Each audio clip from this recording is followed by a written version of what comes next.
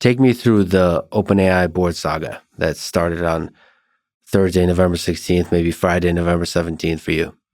That was definitely the most painful professional experience of my life. And chaotic and shameful and upsetting and a bunch of other negative things. There were great things about it too, and I wish it had not been in such an adrenaline rush that I wasn't able to stop and appreciate them at the time. But I came across this tweet of mine from that time period, which was like, kind of going to your own eulogy, watching people say all these great things about you, and just like unbelievable support from people I love and care about. That was really nice. That whole weekend, I kind of like felt, with one big exception, I felt like a great deal of love and very little hate. Even though it felt like I have no idea what's happening and what's going to happen here, and this feels really bad. And there were definitely times I thought it was going to be like one of the worst things to ever happen for AI safety. Well, I also think I'm happy that it happened relatively early. I thought at some point between when OpenAI started and when we created AGI, there was going to be something crazy and explosive that happened. But there may be more crazy and explosive things still to happen. It still, I think, helped us build up some resilience and be ready for more challenges in the future. But the thing you had a sense that you would experience is some kind of power struggle. The road to AGI should be a giant power struggle. Like the world should. Not should. I expect that to be the case. And so you have to go through that, as, like you said, iterate as often as possible in figuring out how to have a board structure, how to have organization, how to have the kind of people that you're working with, how to communicate all that in order to de-escalate the power struggle as much as possible. Yeah. Pacify it. But at this point, it feels, like something that was in the past that was really unpleasant and really difficult and painful. But we're back to work and things are so busy and so intense that I don't spend a lot of time thinking about it. There was a time after, there was like this fugue state for kind of like the month after, maybe 45 days after, I was just sort of like drifting through the days. I was so out of it. I was feeling so down. Just on a personal psychological level. Yeah. Really painful. And hard to like have to keep running OpenAI in the middle of that. I just wanted to like crawl into a cave and kind of recover for a while. But, now it's like we're just back to working on the mission. Well, it's still useful to go back there and reflect on board structures, on power dynamics, on how companies are run, the tension between research and product development and money and all this kind of stuff, so that you, who have a very high potential of building AGI, would do so in a slightly more organized, less dramatic way in the future. So there's value there to go, both the personal psychological aspects of you as a leader and also just the board structure and all this kind of messy stuff. Definitely learned a lot about structure and incentives and what we need out of a board. And I think it is valuable that this happened now in some sense. I think this is probably not like the last high stress moment of OpenAI, but it was quite a high stress moment. Like company very nearly got destroyed. And we think a lot about many of the other things we've got to get right for AGI, but thinking about how to build a resilient org and how to build a structure that will stand up to like a lot of pressure in the world, which I expect more and more as we get closer. I think that's super important. Do you have a sense of how deep and rigorous the deliberation process by the board was? Like, can you shine some light on just human dynamics involved in situations like this? Was it just a few conversations and all of a sudden it escalates and why don't we fire Sam kind of thing?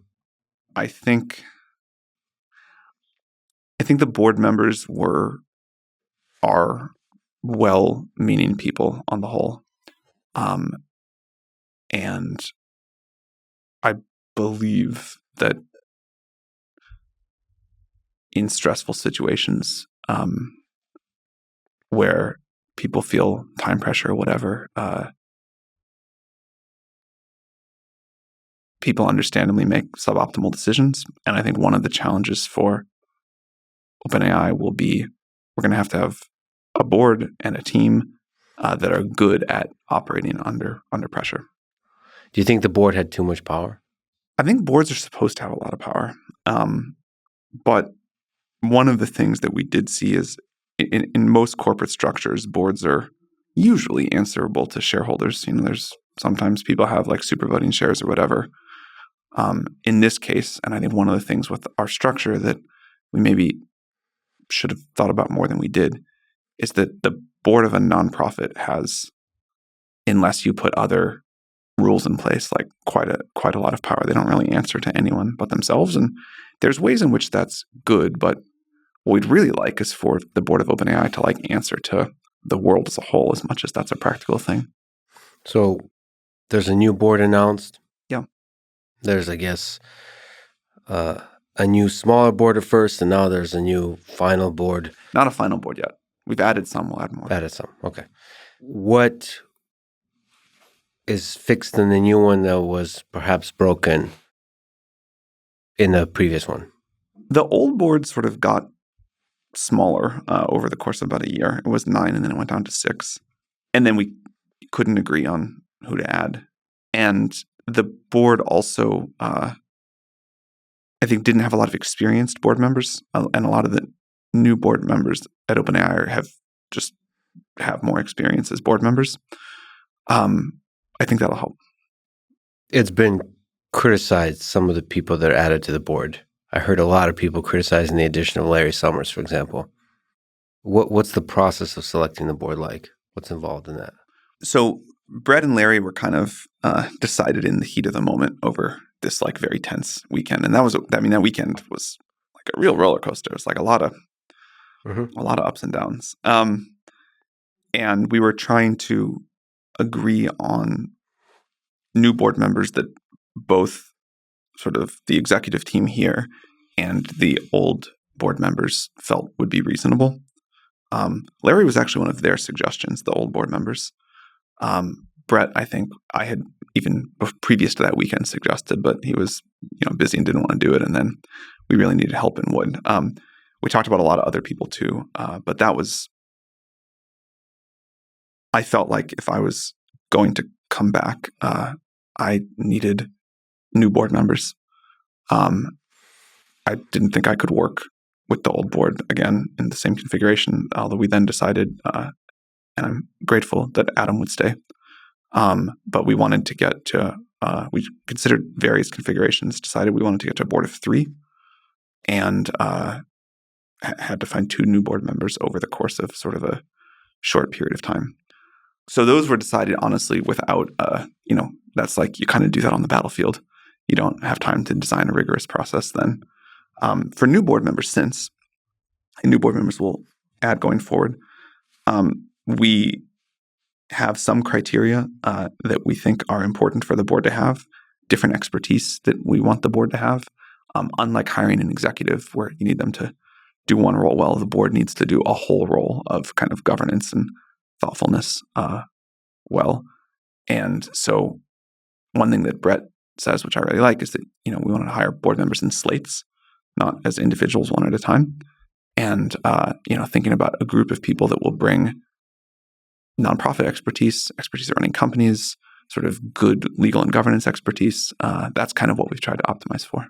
So is technical savvy important for the individual board members? Not for every board member, but for certainly some you need that. That's part of what the board needs to do. So, the interesting thing that people probably don't understand about OpenAI, I certainly don't, is like all the details of running the business. When they think about the board, given the drama, they think about you, they think about like if you reach AGI or you reach some of these incredibly impactful products and you build them and deploy them, what's the conversation with the board like?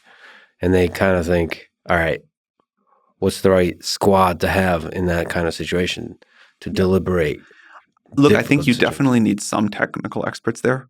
And then you need some people who are like, how can we deploy this in a way that will help people in the world the most, and people who have a very different perspective.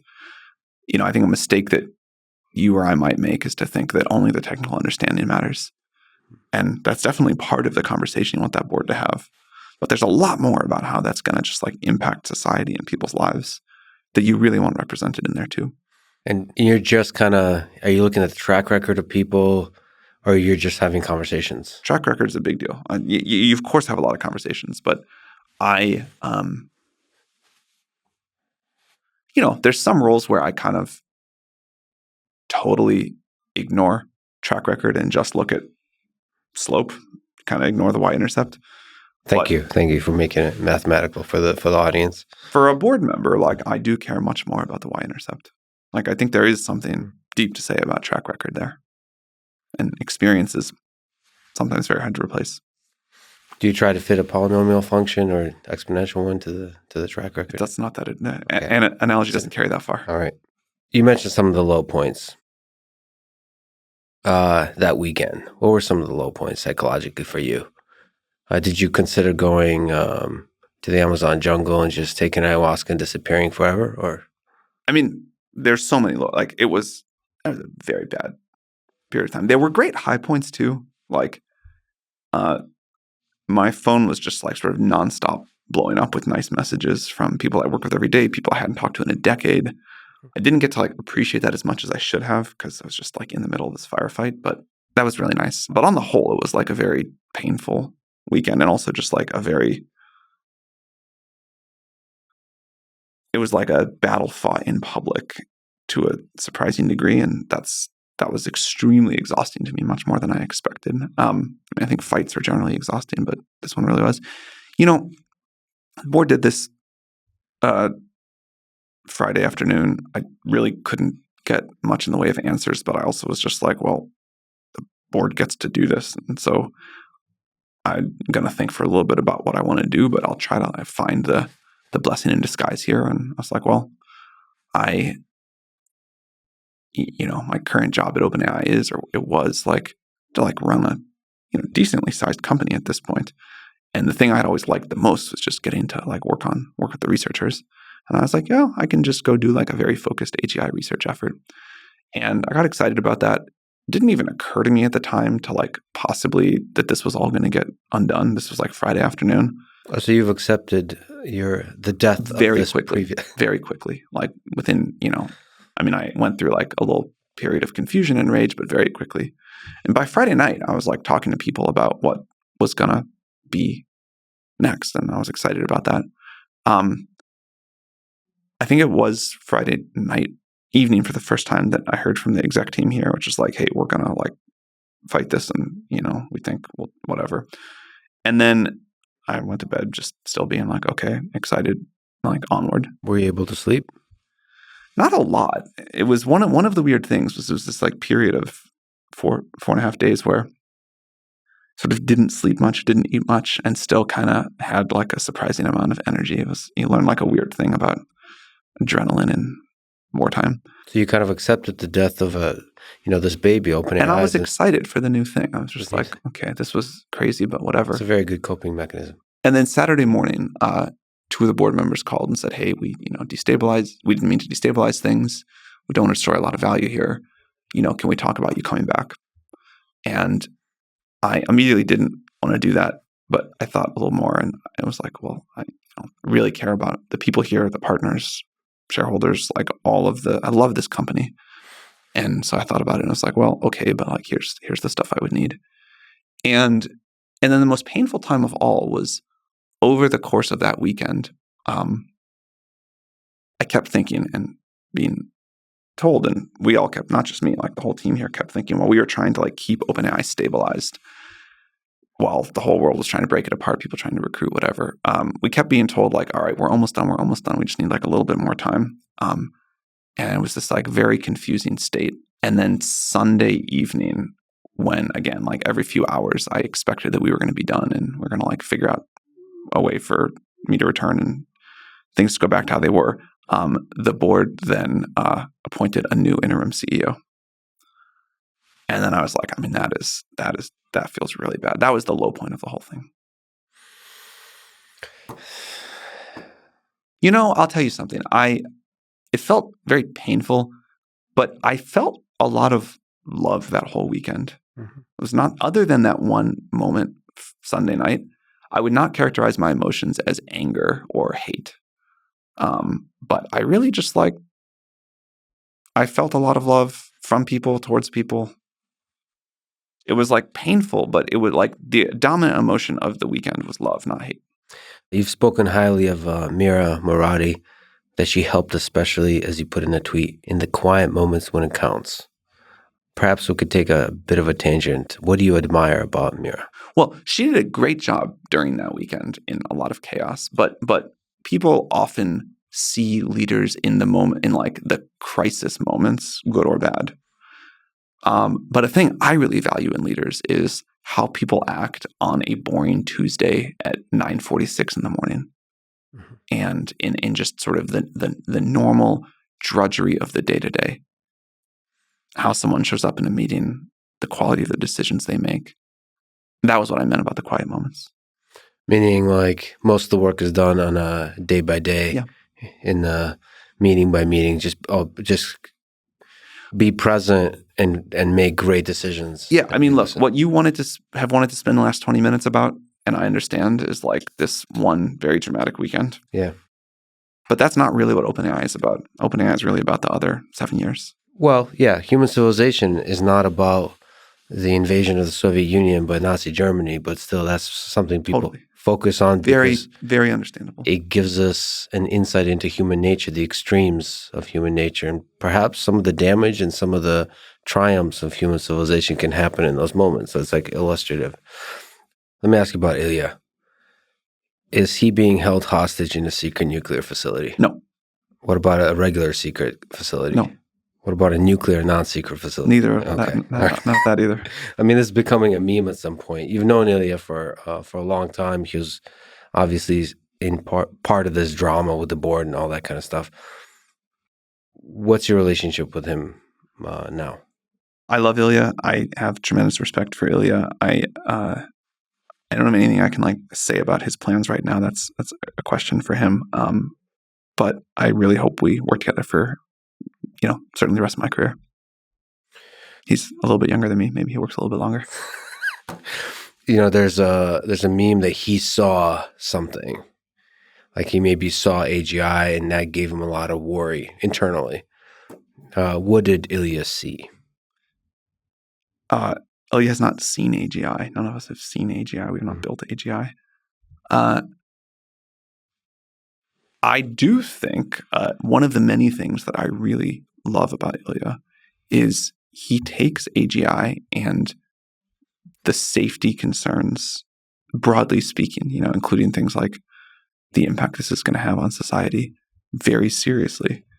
And as we continue to make significant progress, Ilya is one of the people that I've spent the most time over the last couple of years talking about what this is going to mean, what we need to do to ensure we get it right, to ensure that we succeed at the mission.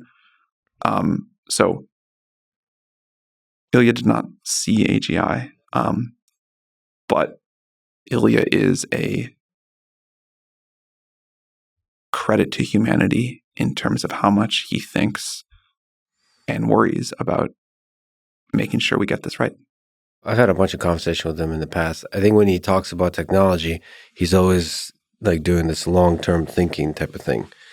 So he's not thinking about what this is going to be in a year. He's thinking about in 10 years. Yeah. Just thinking from first principles, like, okay, if this scales, what are the fundamentals here? Where's this going? And so that's a foundation for them thinking about like all the other safety concerns and all that kind of stuff, which makes him a really fascinating human to talk with. Do you have any idea why he's been kind of quiet? Is it he's just doing some soul searching?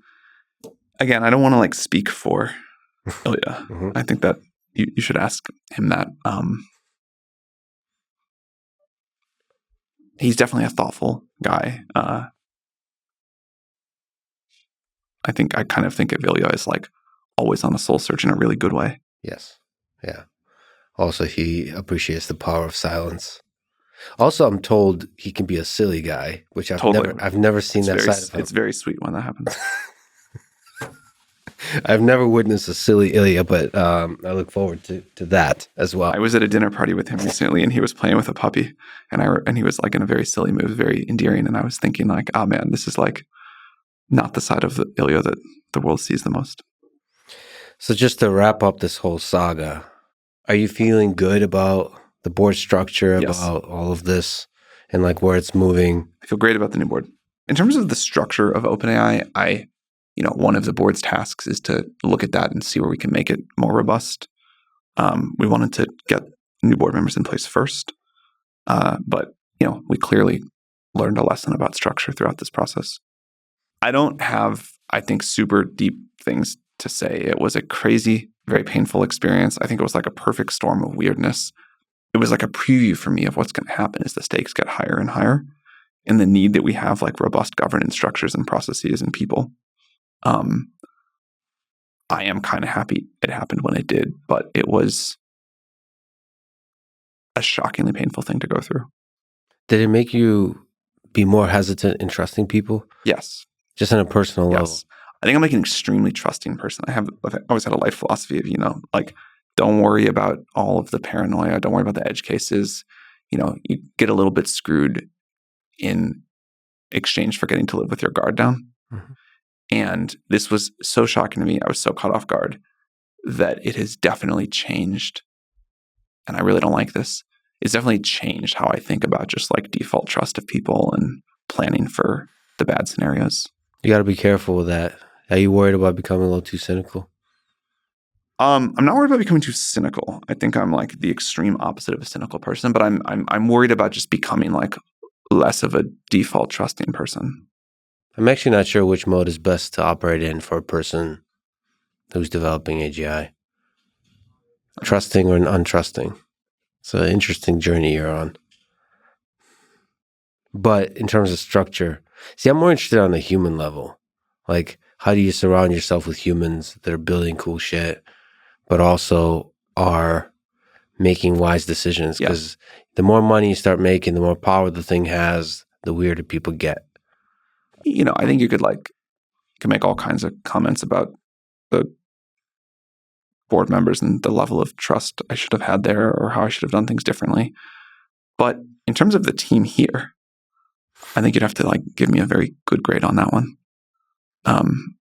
And I have just enormous gratitude and trust and respect for the people that I work with every day. And I think being surrounded with people like that is really important.